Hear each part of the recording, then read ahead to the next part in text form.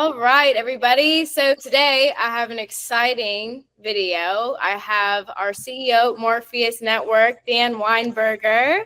Want to say hi. And we have one of our oldest partnerships, not oldest partner individually, but we have our CEO, Azhar at Hanhaa. These are our IoT partners. You guys hear me talk a lot about IoT data and why having actionable data that is recorded in real time in supply chain is so important for so many different industries. We talk about food, pharmaceuticals, frozen goods, all of that good stuff. So today we're going to be talking about how our platform leverages IoT data and why it makes such a huge impact. So I'm going to go ahead and hand it over to Dan first.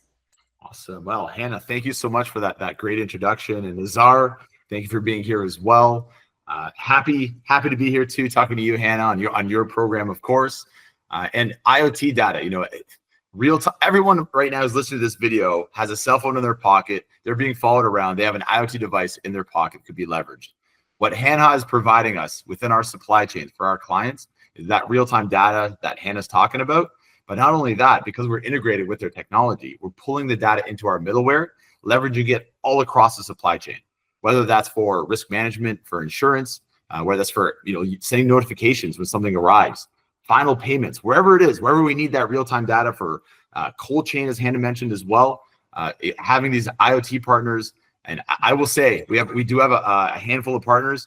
Hanhaa is the best partner to work with. I say that bar none. No offense to the other partners, of course. But as you can see, we have the CEO of Hanhaa with us today.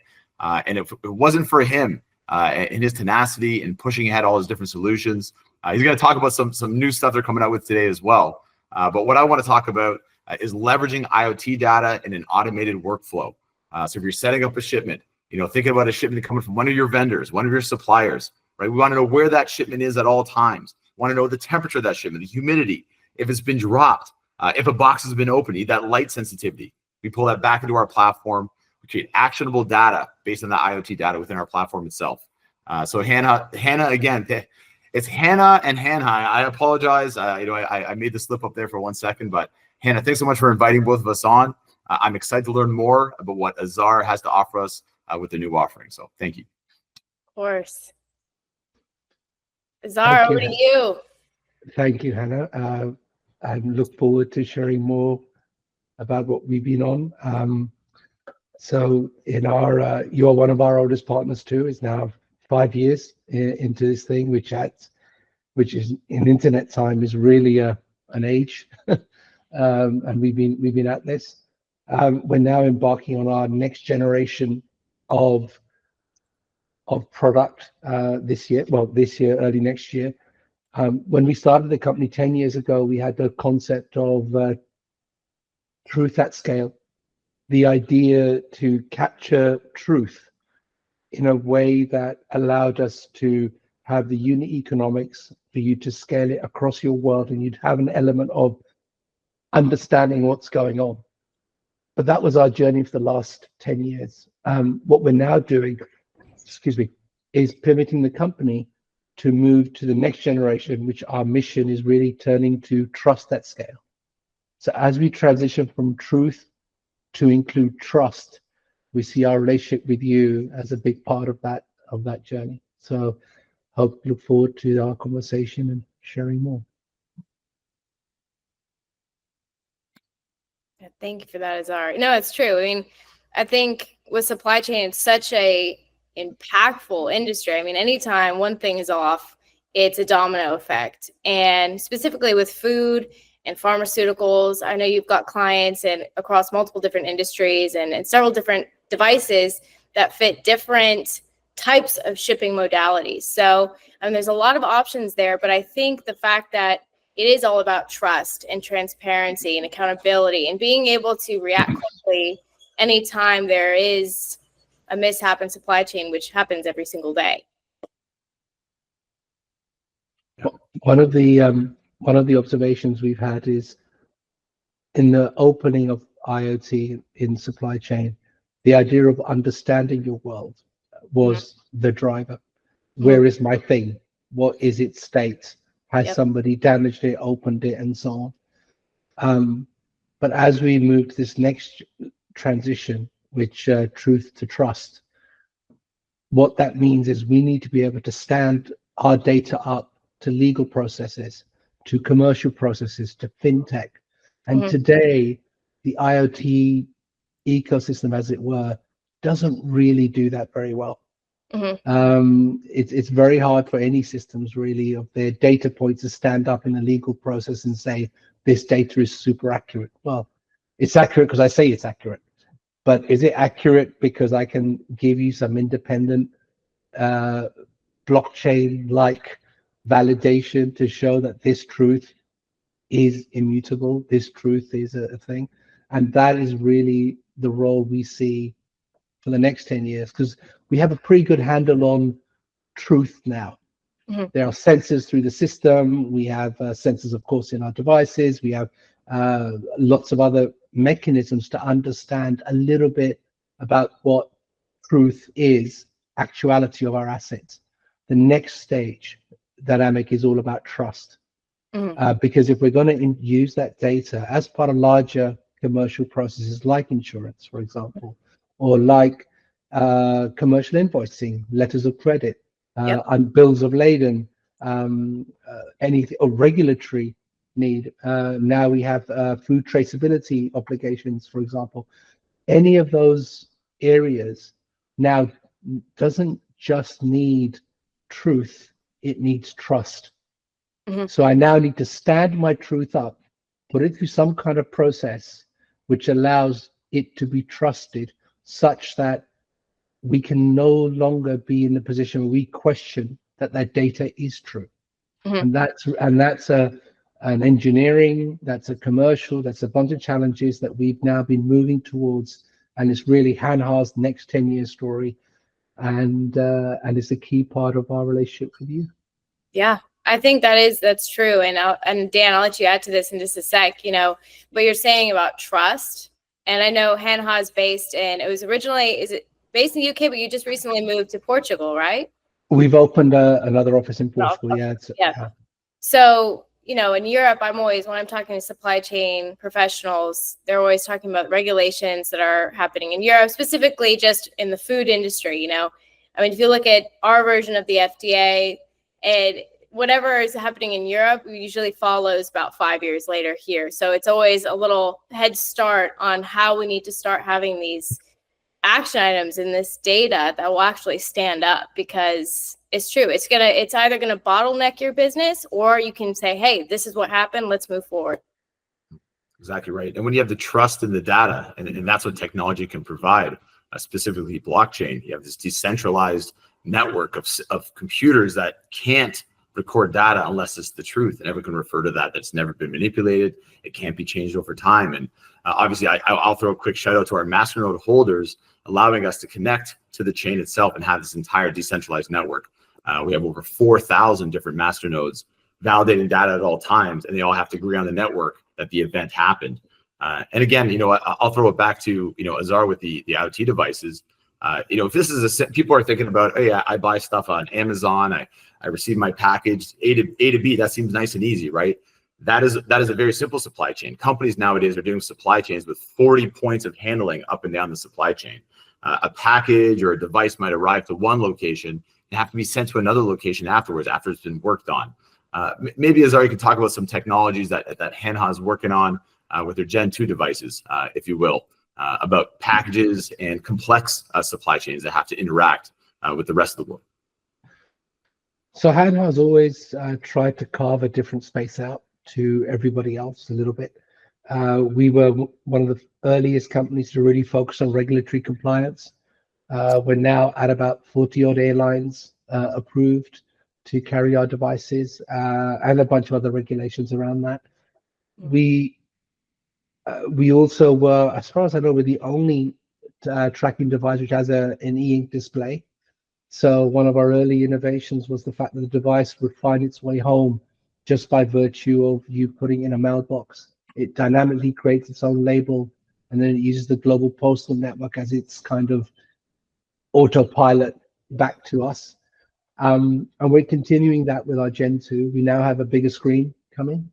Not only does that allow us to support more languages, which was a limit we had in the original one, but in a larger screen format, we can now support bigger barcodes, bigger address labels, but also we're opening up the screen to our customers so that they can now start issuing pick lists, other dynamic instructions, QR codes to the package. We're exploring with one of our large packaging partners the idea of having boxes that you can buy, which already has a slot built in for our Gen 2, which we call Smart Life, for our Smart Life device. So it means you'll be able to buy a box with a slot and an engineering already predefined with a labeling, so that when you pick the box up, the box will tell you what to put inside it. It will create its pick list dynamically. When you seal the box, you press a button or scan it, it will then create its own address label. As the box moves through its location, through its journey, when it arrives at its destination, the label changes again to say, call Bob on floor extension, whatever it is. So you have a box which is dynamically self-instructing its environment as to what it needs to do next. And that's a new thing. And at the end of the process, of course, you just pop the tabs. The device then creates its own postal address back. You just pop it in the mailbox. So then the box can just be crushed in recycling, and the tag can then work its way back home via the postal network. So those are some of the innovations we're bringing. And the other big innovation, well, there's lots, and I don't want to spend too much time on all that, but one of the other big things we're doing in our Gen 2 is the ability for you to have apps on the device. First tracking device in the world to allow an app concept.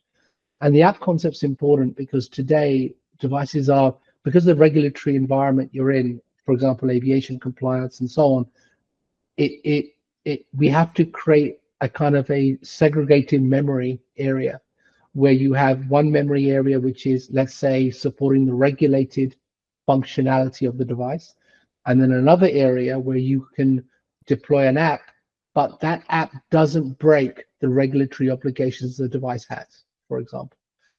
But that is really a brand new idea in our space. But some of the apps that we're exploring now is, for example, an SAP integration. So your boxes can now go and get its address label directly from SAP. And as it moves through this process, the device is now sending information back to that environment.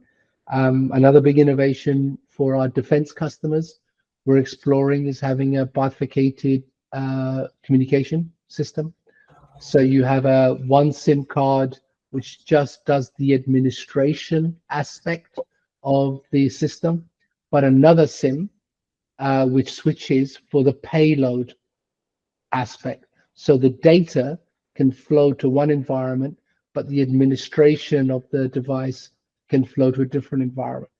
So it allows the people who want the secure data not to get bothered with how do I, enable a device, what do I need to do, blah, blah, blah. They don't really care about that, but they do want the data to be securely transitioned to another environment. And that also leads on to the fact that from next year, we're offering an on-prem solution an on-prem version of our cloud solution. So there is a mechanism by which you could take our entire cloud system and have it on-prem with devices directly routing all the data to you. Again, that's a brand new thing in our space. Sorry. So it's to take us out of the loop, because what's happening now is GDPR as a thing is growing to other markets. So every market, or not every, but all the big markets are slowly creating their own data obligations, which are quite incompatible with other countries sometimes. So really what you need is lakes of data which are subject to and meet the legal obligations of an India, of a China, of a Brazil, which may not necessarily be compatible with what's in the European Union, for example. It's very hard to do that. So that segregation is a key part of our journey forward. But that's just, a few of the things that we're doing. But the big thing we'd like to do, and we've talked about, is the idea of integrating a tighter integration between us so that the blockchain can now not just be in the cloud, but it can also be distributed down to the device level for faster response, for regular access, and a feedback, so it can also keep the chain updated, but it can also operate when there isn't a live net connection. So those are just some of the things that we're doing. It gives you an idea of what's going on. Yeah, and I'll stop. No, it's good when the biggest problem you have is you have so much to talk about that's coming on the horizon. Yeah. I think that last point you just mentioned on bringing the truth in the blockchain all the way down to the device level is going to be huge, because one thing I hear from supply chain managers who are working in agricultural industries where the farms are, in the Amazon and South America, Africa, even in Asia, there's lots of different languages that could be spoken. Specifically, I believe India, it's hundreds of different languages could be spoken in one country. 143, I think, 145, something like that. 145. And something like that. Whatever they're farming, where that's being farmed doesn't have connectivity a lot of the time. So to be able to say, hey, this is how much product was loaded up, click, done.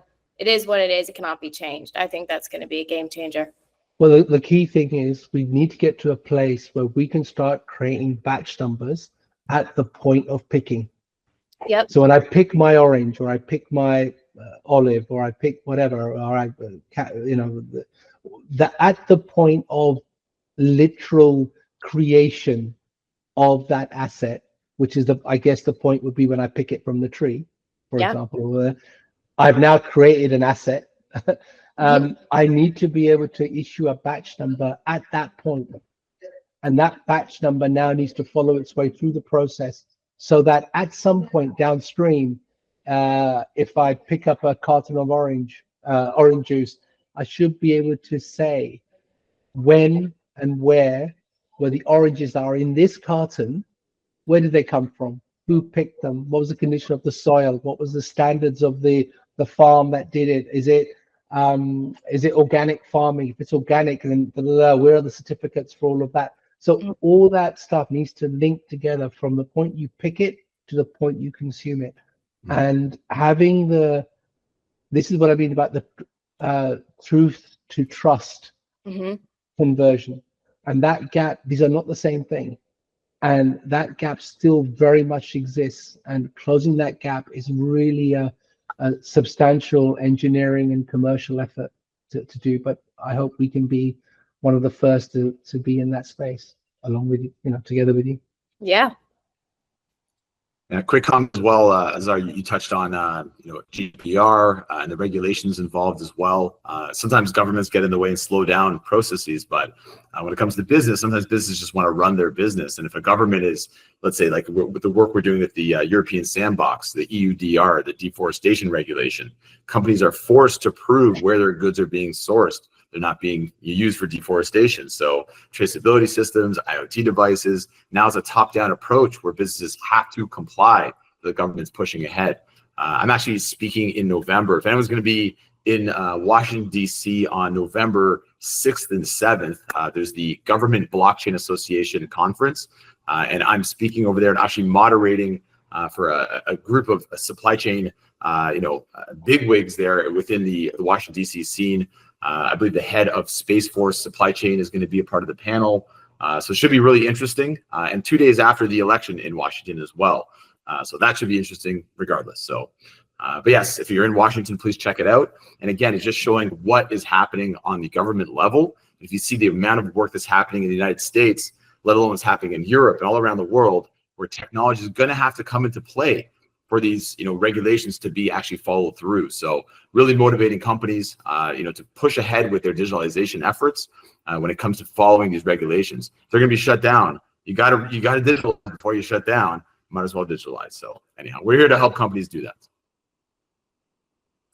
I mean, in all fairness, government has I'm with you. We always want to move fast and break things and all that kind of stuff. But as I've got older, I've become a bit more circumspect about some of that, to be honest. And I think government has a really useful and important role to play. and it's easy to kind of point them up as slowing us down, but the other option is I think a little bit worse of letting a free for all happen as well. So I mean, one of the reasons why blockchain needs to exist and we need to have all this regulatory stuff and we talk about GDP is because governments got in and said this is how we're going to do it. Because I promise you, free fall of capitalism would not have allowed, the market would not want any of this stuff to happen, right? And who knows what we would be eating and would be coming from, or what the status really of that would be. So it's whilst I understand it's governments are a challenge, I think on balance it's better that we work with that sandboxes and the regulations and follow the law. I mean, I'm not suggesting anybody breaks the law, but you know what I mean? There's a mindset of, you know, pay your taxes and follow the law and try and figure it out. Try and figure opportunity out in all of that. If the success of your business really depends on how much tax you pay, then you're really in a shitty business, to be honest. So it's kind of a, yeah, they're useful actually. I would say it's kind of a useful thing to have. Well, it's like you say, it's a challenge, and I think, you know, companies like Hanhaa and Morpheus, the point is to help get companies through that and say, well, this is coming, and, you know, we're going to help basically validate what you're doing, because you're right. I mean, I agree with you that if it was a free for all, we wouldn't even know what we'd be eating or putting in our homes. So for sure, we would not. Yeah. Dan, anything to add on that? No, honestly, you know, when it comes to traceability and what we can do constantly to grow out our solutions, that's why it's you know, relationships like we have with Azhar and Hanhaa. Like you mentioned, we've been together for 5 years, and I don't know if you feel the same thing as I do. I always feel exactly right at the beginning, right? So we're just going to make this grow even further, add these traceability functionalities to our clients' supply chains, and just make it a lot of a smoother, more efficient supply chain. And like we always say, if you fix supply chain, you fix the world. And I think we're working together to get that done. Good deal. So thank you, Azhar, for being on today and talking to us about all the exciting new opportunities you've got coming down the pipeline, and a lot of new, you know, functionalities for Hanhaa that I think are going to be game changing for the industry. And then Dan, of course, it's always a pleasure having you on here, and I'm really excited to watch and have everyone else watch where our partnership takes supply chain. So good deal. Yeah. Thank you very much. Thank you so much, Hanhaa. Thank you, Azhar.